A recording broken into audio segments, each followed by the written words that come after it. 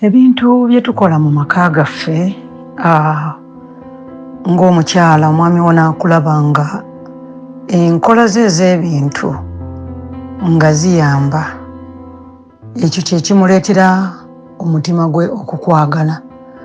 Ebiseera bingi obudde bwaffe oluusi tubwonoona, naye obudde bwaffe tuba tubukozesa bulungi butuleetera okubeera nga tukolamu ebintu eby'amagezi. Okugeza bw'oba otegese sikediyo bulungi n'omanya engeri gy'otambuza olunaku lwo, kikuyamba nnyo okubeera omukyala ow'omuwendo mu maaso ga mwami wo, n'obalirira n'omanya nti kale ngenda okukola. Oba olunaku lw'otogoze n'omanya nti ku nkya bwe nkeera ne nsavinga ka breakfast nkakola ne mwami wange, n'omanya nti kale bwe mmala ku ssaawa oba bwe ziti ngenda okutambulako, oba okola exercise, oba ogendako mu gym, bw'ovaayo n'onaabako, bw'omala ng'era olina waawo ky'otaddewo eky'okkola, okupulaninga lunch bw'eneebeera, okumanya okoze ddi, oyozezza ddi engoye zo, kwegamba ng'olaba olunaku lwonna lwonna olutegese bulungi. Tobeerawo na budde bwakudda awo mu bigambo. Esikediyo bw'ogikola obulungi n'ogitegeka, kiba kizibu nnyo okubeera nga omala essaawa ku ssimu ng'oli mu bigambo, oli akunyumiza, gundi yagambye ati, ate ono yabadde ati, ate ono namulabye bw'ati, kubanga obwongo bwo buba buli ku kasikedi akalungi, omala kino okola kino, ate nga byonna byonna biyamba bulamu bwo. Ng'olinako ne paati ey'okubeera nga ogenda kusoma ku Bayibuli, naddala ku nkya ku makya nga wabadde tonnafuluma wakifunye, lwesi okifunye ne mwami wo, era ng'amaka bwe muba musaba wamukko n'omwami, musomye ku Bayibuli, ne mudisikasingamu, ne mumeditatingamu, ne mumala ne musaba n'abaana bammwe bwe mutyo muba bazadde, era mubayigiriza nga musabira wamu. Ekyo abaana kye balaba tebali kyerabira. Kakati olw'okuba olina pulaani eyo era otegese nga waliwo ojja okutuuka era osome ku Bayibuli, omeditatingeko, omala akaseera ng'oli mu kaseera ne Mukama, akaseera ako kanyuma nnyo, otwale akaddeko ng'osabira ku baana bo, osabira ku mwami wo, osabira ku bintu by'okola, pulaani zizo, n'obeerawo obwongo bwo buli w'osoma Bayibuli bweyongera okubeera n'amagezi. Era njagala okuzzaamu amanyi nti beera omuntu anyumirwa ennyo okusoma Bayibuli, okusoma engero mulimu amagezi, era kitugayidinga nnyo mu ngeri y'okutambula kwaffe.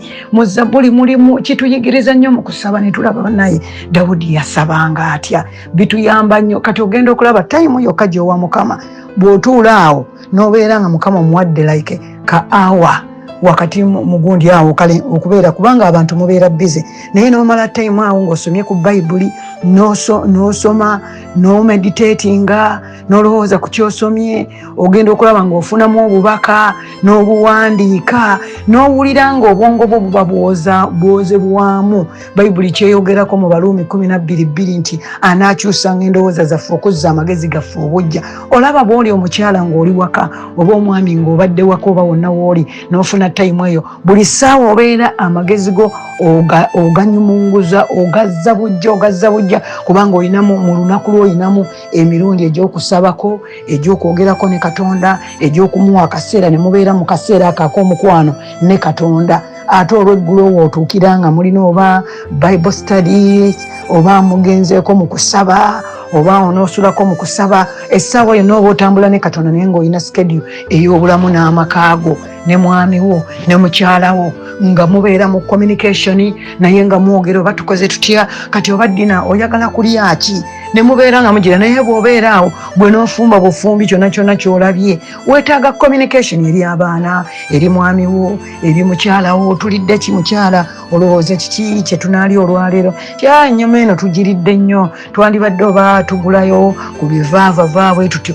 Kwegamba obulamu bwa buli kinoomu otambula nga omanyi nti olinayo akwagala, waliwo ko omuntu akufaako, era ebiseera byonna obeera osuubira nti waliwo agenda okukuba ku kasimu essaawa yonna, oba osuubira mwami wo okukuba ku ssimu, oba osuubira mukyala wo okukuba ku ssimu, oba oli awo abaana ne bakuba, agamba dadi tufulumye tuvaamu wano ku ssomero. Kwegamba olaba surroundings ezo eza famire, omukwano bwe guti. Ebintu by'okola mu bulamu wo, mu makaago, oba gwe omwami, by'okola ne pulaani zizo n'engeri gy'osettinga olunaku lwo, bikuleetera okuconnectinga ne famire yo. Kale nsaba Mukama atukwatirwe ekisa, atubikkulire, abikkule obwongo bwaffe tusobole okubikkulirwa ekirabo Katonda eky'amaanyi kyatuwadde nga tufumbiddwa obanga owasizza ng'ozadde abaana, amaka go okusobola okugakuuma ng'ogatadde ku musingi gwa Katonda.